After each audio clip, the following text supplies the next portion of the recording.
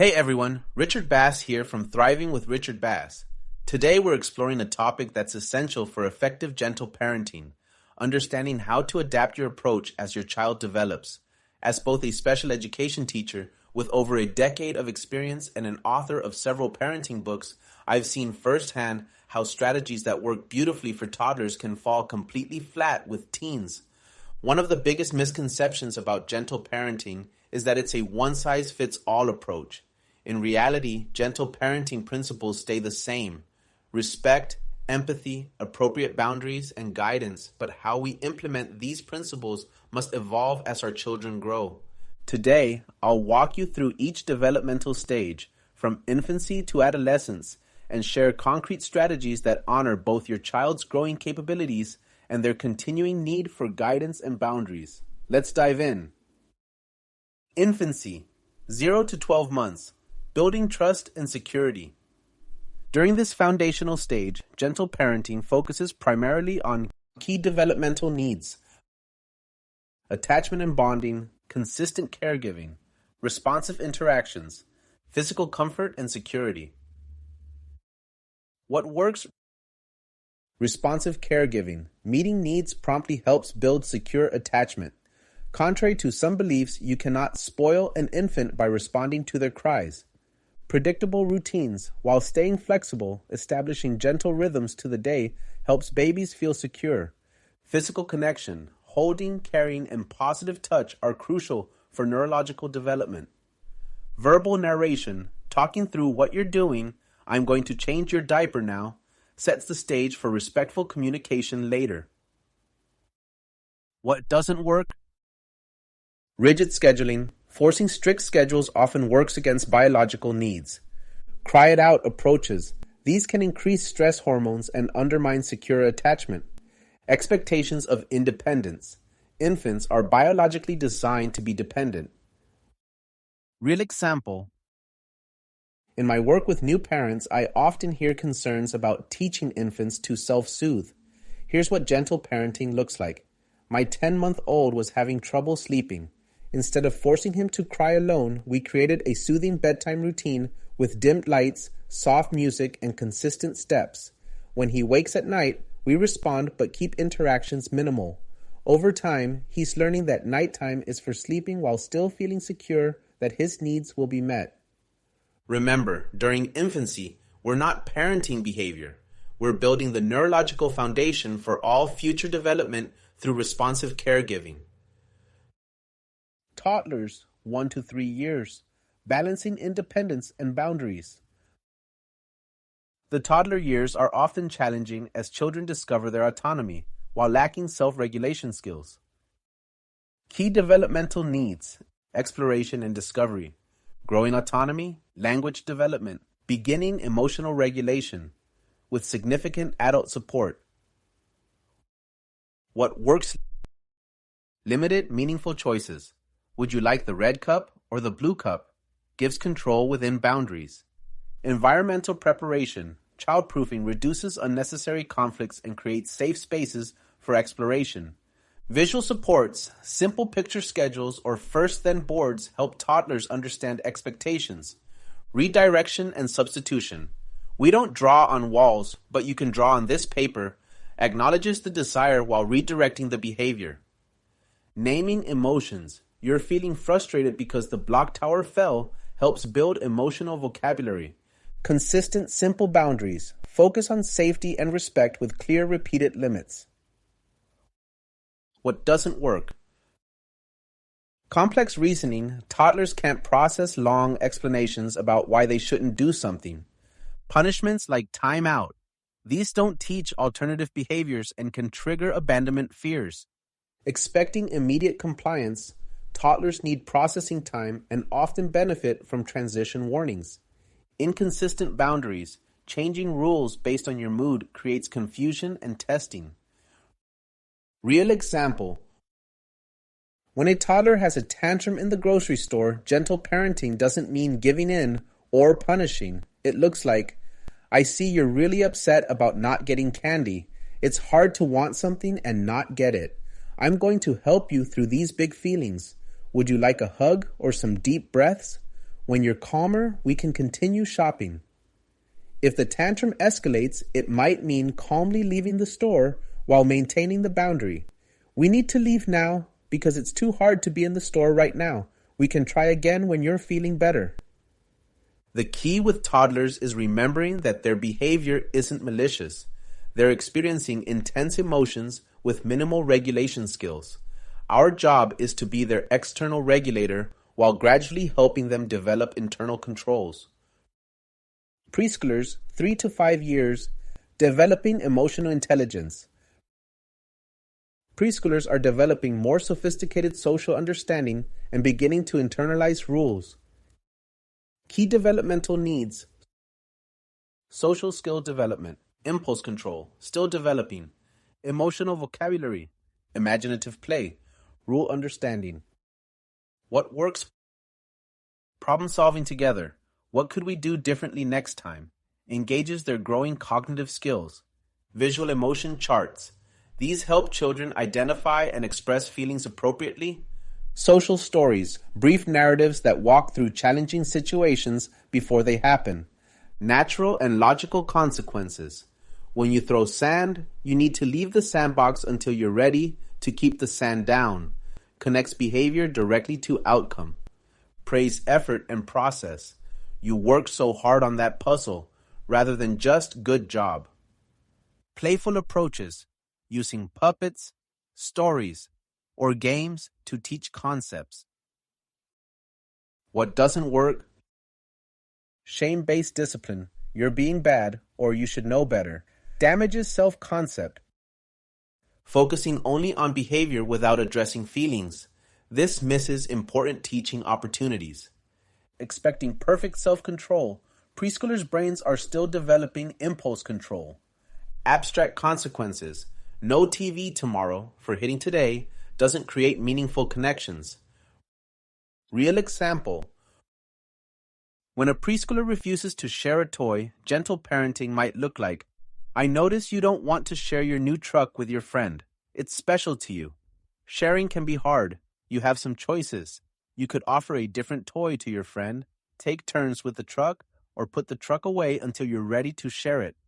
What would work for you?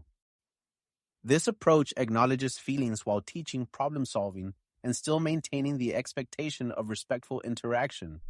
One family I worked with implemented a calm down corner, not a punishment spot, with emotion cards, calming tools, and visual reminders of strategies. Their 4-year-old gradually began identifying when he needed a break and using the tools independently. Early elementary, 6 to 8 years, building responsibility and problem solving. Children in this stage can understand more complex reasoning and are developing stronger empathy. Key developmental needs: competence and mastery, peer relationships, rule understanding with reasoning, growing independence, contribution to family community. What works of family meetings, regular discussions where everyone contributes to solving problems. Collaborative rule setting. What rules do we need to make screen time work well for our family? Responsibility with scaffolding, teaching chores step by step with visual guides as needed. Logical consequences with reflection. When mistakes happen, focus on repair and learning. Problem-solving worksheets. Simple frameworks that help children think through conflicts. When-then statements. When your homework is complete, then you can have screen time. What doesn't work? Punitive consequences. Taking away unrelated privileges creates resentment rather than learning. Doing everything for them. This age needs opportunities to develop competence. Inconsistent expectations. Changing standards based on your energy level or mood undermines security. Comparison to siblings or peers. This damages self-esteem and relationships. Real example. When an 8-year-old forgets to bring homework home repeatedly, instead of punishment, try problem solving. This has happened several times now. It seems like the current system isn't working. Let's think about what might help you remember. Would a special folder, a checklist on your desk, or setting an alarm on the teacher's clock help? Then implement the solution together, monitor its effectiveness, and adjust as needed. In my classroom, I implemented a solution wheel where students could spin to find potential strategies for common problems. This built independence while still providing structure. Parents often adapted this for home use with great success. Tweens, 9 to 12 years, navigating independence and identity. Tweens are beginning to prioritize peer relationships and test family values against outside influences. Key developmental needs: growing autonomy, identity development, critical thinking skills, complex social navigation, beginning puberty and body changes. What works: honoring privacy, knocking before entering, respecting personal space, expanding decision-making, increasing areas where they have control, open, non-judgmental communication, creating safe spaces to discuss difficult topics, negotiable versus non-negotiable boundaries, being clear about which rules are flexible, logical, respectful consequences. Since the phone was used after bedtime, it will charge in the kitchen tomorrow night. Acknowledging emotions without fixing everything. That sounds really difficult. How are you thinking about handling it? What doesn't work? Controlling friendships. Forbidding certain friends often backfires. Public correction. This age is extremely sensitive to embarrassment. Dismissing interests as silly. Their passions matter deeply to them. Information restriction. They need accurate information about puberty, relationships, etc. Punishment-based approaches. These damage trust at a crucial developmental stage. Real example. When a tween begins arguing about rules, gentle parenting looks like, I understand you disagree with the screen time limits. I'm open to hearing your perspective. Let's set a time to discuss this when we're both calm and you can present your reasoning and suggested alternatives. I can't promise the rules will change, but I value your input. In my work with families, I've seen great success with privilege plans, where tweens earn increasing independence by demonstrating responsibility. This creates a pathway to greater freedom while maintaining necessary boundaries. Teenagers 13 to 18 years, preparing for adulthood. Teenagers need guidance in adult-like decision-making while their brains are still developing impulse control and risk assessment. Key developmental needs: autonomy and independence, identity exploration, purpose and meaning, complex moral reasoning, future planning, risk assessment with support. What works? Collaborative problem solving. Let's figure this out together, rather than because I said so. Natural consequences when safe, allowing teens to experience the results of their choices when not dangerous. Genuine respect for opinions, even when you disagree, listening fully before responding. Transparent reasoning, explaining your concerns rather than just imposing rules. Negotiated boundaries. I'm concerned about your safety at this concert. What safeguards would help address my concerns? Being a consultant, not a controller. Would you like my perspective on that, rather than jumping in with solutions? What doesn't work? Power struggles. These damage relationships and rarely change behavior. Excessive restriction. This often leads to sneaking or rebellion. Lectures and criticism. These shut down communication channels. Rescuing from all natural consequences. This prevents important learning. Treating teens like either small children or full adults. They need a middle ground of guided independence. Real example. When a teen wants to attend a party where you suspect there might be alcohol, gentle parenting means having an honest conversation. I know this party is important to you. I'm concerned about potential drinking situations. Let's talk about scenarios that might come up and how you'd handle them. I also need some safety measures in place, like being able to text me if you need a pickup with no questions asked that night. This approach respects their growing independence while still providing guidance. A family I worked with created a driving contract with their teen that included gradually increasing privileges, distance, passengers, etc., as the teen demonstrated responsible driving habits.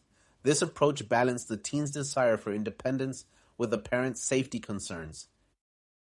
Key principles that work across all ages. While specific strategies change, these core gentle parenting principles remain constant. Connection before correction. Strengthen your relationship bond before addressing behavior issues. Respect goes both ways. The way we speak to our children becomes their inner voice. Boundaries with empathy. Limits can be firm while still acknowledging feelings.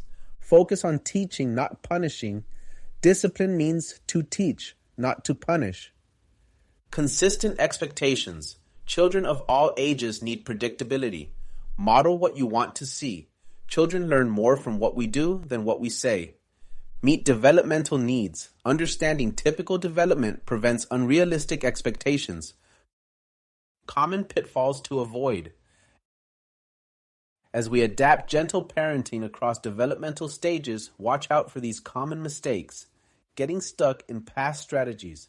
What worked for your toddler won't work for your teen. Inconsistency between parents. Try to align on core principles even if implementation varies. Forgetting developmental norms. Many behavior problems are actually developmental stages. Mistaking gentle for permissive.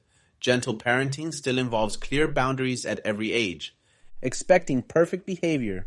All children make mistakes as part of learning. Neglecting your own regulation. Your calm presence is crucial across all developmental stages. Gentle parenting isn't a fixed set of rules, but a flexible approach that grows with your child. The core values of respect, empathy, appropriate boundaries, and guidance remain constant, but the implementation evolves to meet your child's changing needs. Remember that development isn't always linear. Children may regress during times of stress or transition, needing approaches from earlier stages. That's completely normal and doesn't indicate failure of either the child or the parent. The beauty of gentle parenting through developmental stages is that it prepares children for real life. By gradually increasing autonomy while maintaining support, we raise individuals who understand boundaries, respect others, regulate emotions, and solve problems effectively, all skills that serve them well into adulthood. In my years working with families and writing my books on child development, I've seen that parents who adapt their approach to their child's developmental stage report not only fewer behavior challenges, but also stronger relationships and greater joy in parenting. That's all for today. If you found this helpful, please hit that like button and subscribe to Thriving with Richard Bass. Drop a comment below sharing your experiences with parenting different age groups. What challenges are you facing? What strategies have worked well? I respond personally to comments and we can learn from each other. See you in the next video.